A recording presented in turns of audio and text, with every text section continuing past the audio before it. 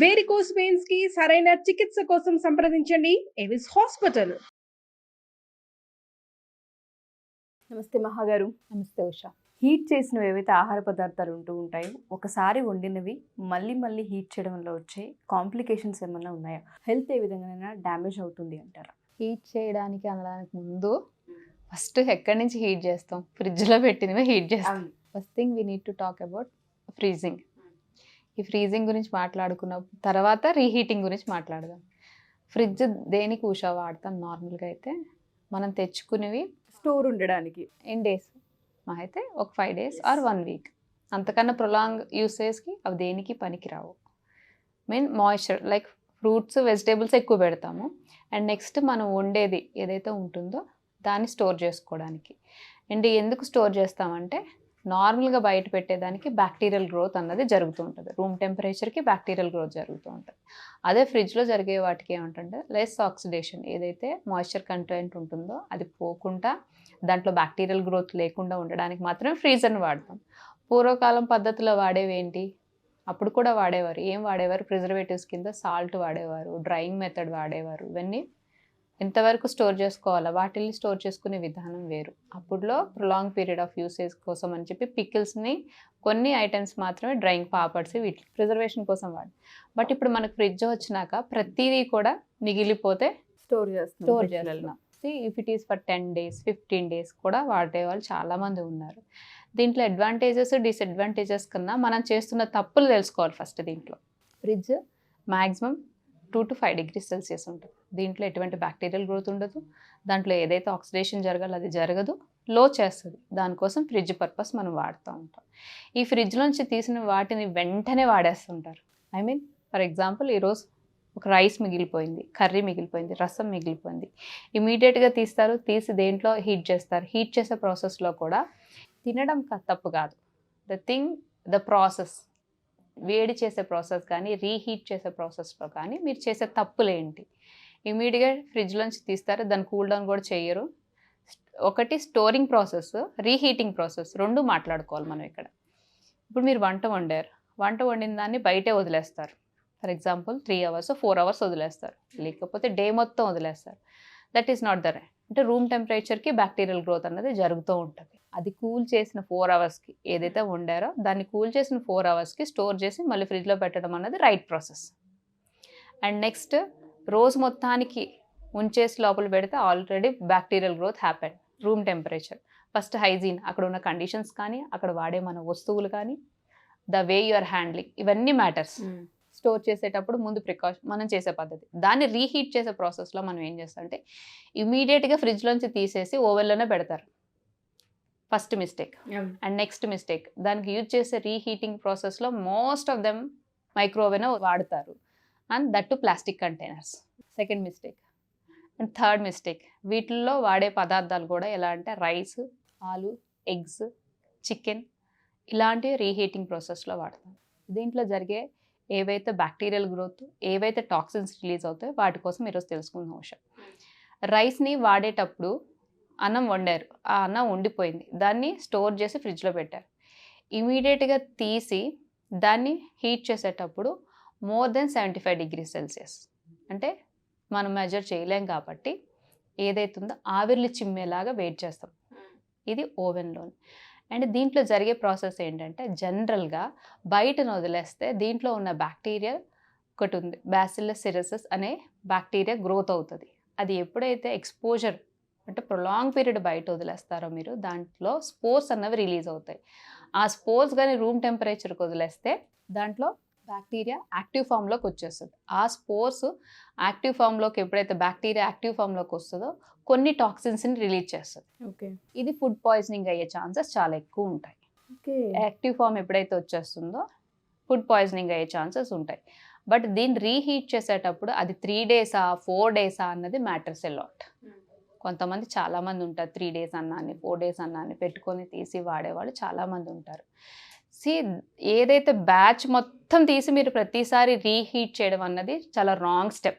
Okay, బల్క్లో store చేశారు, ఆ బల్క్లో స్టోర్ చేసిన దాన్ని బయటికి తీసి మళ్ళీ ఆ బల్క్ మొత్తం హీట్ చేయొద్దు. ఏదైతే క్వాంటిటీ యూజ్ చేయాలనుకుంటున్నారో దాన్ని తీయండి. It is for 2 to 3 days.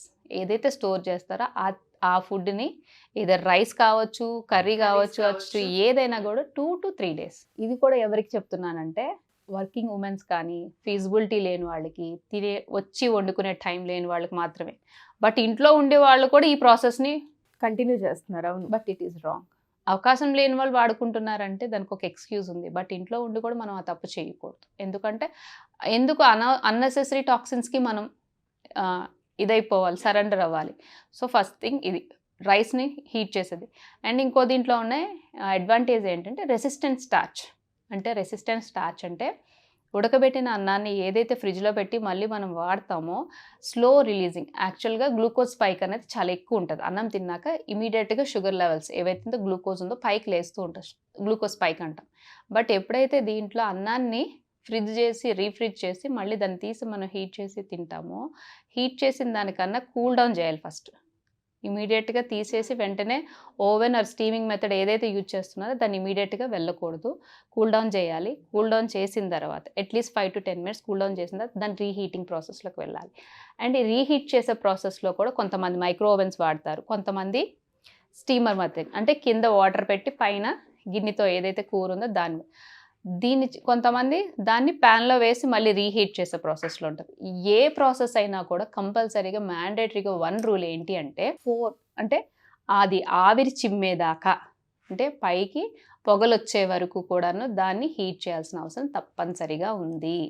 And 4 పక్కలా కలపాలి కూర అంటాం కదా, 4 sides కూడా దాన్ని 4 పక్కలా కలపాలి. అండ్ ఎందుకంటే ఎక్కడైతే కోల్డ్ ఉంటుందో దాంట్లో బ్యాక్టీరియల్ గ్రోత్ ఖచ్చితంగా ఉంటుంది. ఓకే. సో ఏదైతే ఆవిరి చిమ్మేదాకా వెయిట్ చేయాలి. This is the right process. And దీంట్లో న్యూట్రియంట్ లాస్ ఉంటుందా? ఎస్, మినిమల్ ఇంపాక్ట్ ఉంటుంది. మైక్రో ఓవెన్లో అయితే మినిమల్ ఇంపాక్ట్ ఉంటుంది. అండ్ న్యూట్రియంట్ లాస్ ఖచ్చితంగా ఉంటుంది. ఎందుకంటే if the storage period is prolong, obviously nutrient loss అనేది ఎన్నిసార్లు హీట్ చేస్తుంటే అంత న్యూట్రియంట్ లాస్ అనేది జరుగుతూ ఉంటుంది. ఓకే. సో దీంట్లో పొటాటోస్ వాడితే బొటిలిజం అనే బ్యాక్టీరియా రిలీజ్ అవుతాయి, టాక్సిన్స్ రిలీజ్ అవుతాయి. ఎగ్స్ అయితే మరీ ఎగ్స్ అలా రీహీట్ చేయకూడదు, అవి ఎలా అంటే రబ్బరీగా తయారవుతాయి. అండ్ చికెన్, మటన్ ఇవి కూడాను సేమ్ కొంచెం oil food, particularly oil food ఏం చేస్తారంటే మళ్ళీ దాన్ని రీహీట్ చేస్తారు కొంచెం ఆయిల్ వేసి. It is not the right way. Steam మెథడ్లో వాడండి, లేకపోతే కొంచెం కూర ఏదైతే ఉందో దాన్ని మళ్ళీ కుక్ చేసే reheating is nothing but recooking. Heat చేయడం అంటే ఓన్లీ వేడి చేసుకొని, అంటే మీ నోటికి వెచ్చదనం తగిలే అంతది, that is not the right way. మళ్ళీ reheating is nothing but recooking. 4 పక్కల కలిపి అది వేడి చేసి బయటికి ఆవిరిలో వచ్చేదాకా తినేదాన్నే correct way of reheating. Okay. And reheating of the oil second mistake, common mistake ఇది. మన ఇంట్లో చేసేది ఏంటంటే ఆయిల్ మిగిలిపోతే ఒకసారి హీట్ చేసి ఏ వడలో లేకపోతే పకోడీలు వేసిన ఆయిల్ని మళ్ళీ రీహీట్ చేస్తారు. It is completely wrong. ఇక్కడ ఏం జరుగుతుందంటే వెయిట్ గెయిన్ అవ్వడానికి ఛాన్సెస్ ఉన్నాయి. ఓకే.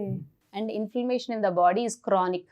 నార్మల్ ఇన్ఫ్లమేషన్ కాదు, క్రానిక్ ఇన్ఫ్లమేషన్ వస్తుంది. క్రానిక్ ఇన్ఫ్లమేషన్ ఎప్పుడైతే వస్తుందో లెస్ ఇమ్యూనిటీ వస్తుంది.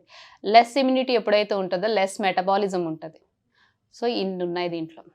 So interlinked each and everything. ఆయిల్ని మళ్ళీ రీహీట్ చేయొద్దు. Use for the curry purpose, seasoning purpose, వీటికి మాత్రమే. మళ్ళీ దాన్ని రీహీట్ చేసి ఏ వడలో పావుబాజీలో వేయడానికి మాత్రం ట్రై చేయొచ్చు. సో ఎందుకు ఇదంటే కార్సినోజెనిక్. ఈ కార్సినోజెనిక్ అంటే ఏంటంటే cancer causing agent. Free radical ఎక్కువైపోతుంది. ఫ్రీ రాడికల్స్ ఎప్పుడైతే ఎక్కువైపోయో బాడీలో ఇన్ఫ్లమేషన్, క్రానిక్ ఇన్ఫ్లమేషన్ పెరుగుతూ ఉంటుంది. అందుకే రీహీటింగ్ ప్రాసెస్లో మనం చేసే స్టెప్స్ మాట. ఈవెన్ మిల్క్ కూడా 4 days 5 days స్టోర్ చేస్తూ ఉంటారు. If you want to store the milk store చేయాలని అనుకుంటే దానిలో ఎక్స్పైరీ డేట్ ఉన్నా కూడా మీరు ముందుగా బాయిల్ చేసి పెట్టుకోండి, స్టోర్ చేసుకోండి. మళ్ళీ ప్యాకెట్ అప్పుడు కట్ చేసి ఎక్స్పైరీ డేట్ ఉంది కదా అని ఆలోచించద్దు. హీట్ చేసి పెట్టుకోండి. ఈవెన్ కర్డ్ కూడా అంతే. బటర్ మిల్క్ చేసి పెట్టుకోండి, కానీ కర్డ్ కూడా prolong storage is not good. And fruits and వెజిటేబుల్స్లో కూడా దాంట్లో మాయిశ్చర్ కంటెంట్ పోయేదాకా స్టోర్ చేయొద్దు.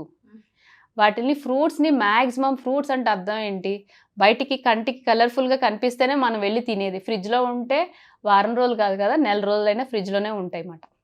సో ఫ్రూట్స్ అనేవి ఎప్పుడు కూడా దయచేసి ఫ్రిడ్జ్లో కన్నా బయట మీకు ఎక్కడైతే కాన్షియస్గా కనిపిస్తూ ఉంటుందో, సో మనం వెళ్ళిన తినేటప్పుడు పిల్లలు కూడా మనం చూసి నేర్చుకుంటూ ఉంటారు. సో రీహీటింగ్లో ఇన్ని ప్రాసెసెస్ ఉన్నాయి.